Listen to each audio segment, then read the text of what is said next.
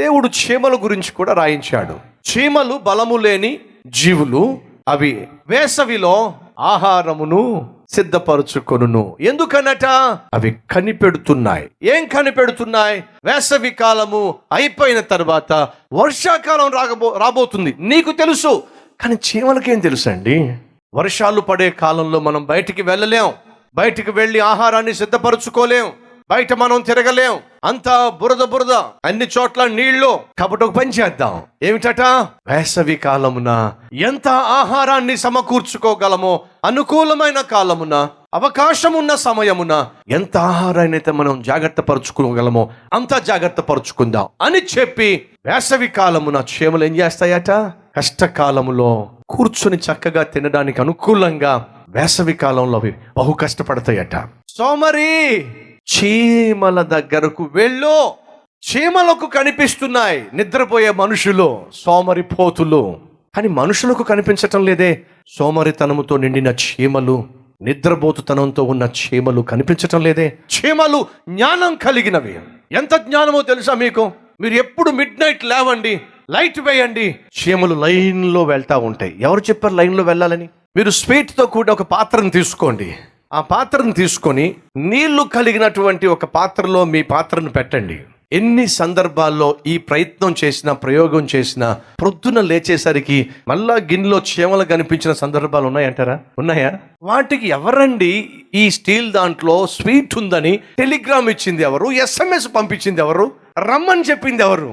చీమలు జ్ఞానము కలిగినవి కాబట్టి ఏం చేస్తున్నాయి?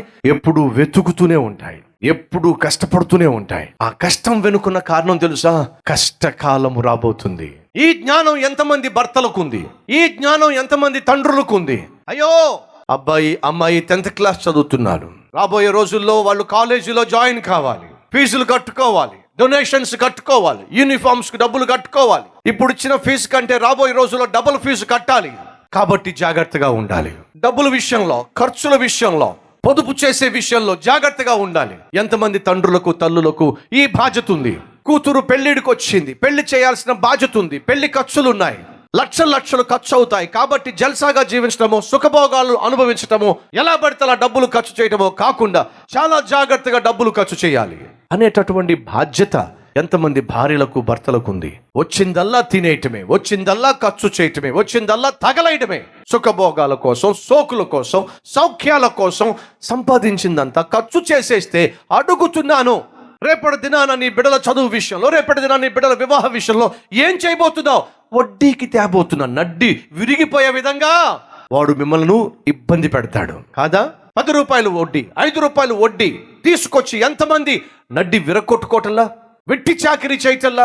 అంతకుముందు 8 hours పనిచేసేవాడివి, ఇప్పుడు వడ్డీ చెల్లించడానికి 16 గంటలు కష్టపడి పనిచేస్తున్నావు. ఎందుకని? ముందు చూపు లేకపోవడం వల్లేగా. జాగ్రత్త పడవలసిన సమయంలో జాగ్రత్త పడకపోవడం వల్లేగా. బైబిల్ సెలవిస్తుంది, దేవుడు చీమల ద్వారా పాఠం నేర్పిస్తున్నాడు. ఏమని? అవి జ్ఞానము కలిగినటువంటి జీవులు కాబట్టే కనిపెడుతున్నాయి. దేన్ని కనిపెడుతున్నాయి? రాబోయే కాలాన్ని కనిపెడుతున్నాయి. రాబోయే కాలము కష్టకాలం కాబోతుంది, శ్రమలతో కూడిన కాలం కాబోతుంది.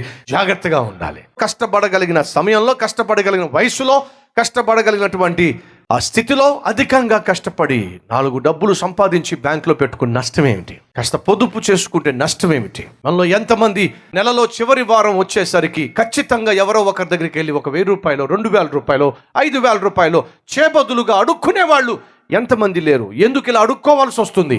నువ్వు జాగ్రత్త వహించకపోవడం వల్లేగా. రాబోయేటటువంటి అవసరాలు ఏమిటో, వచ్చేటటువంటి సమస్యలు ఏమిటో, వచ్చేటటువంటి ఖర్చులు ఏమిటో గ్రహించకపోవడం వల్లేగా.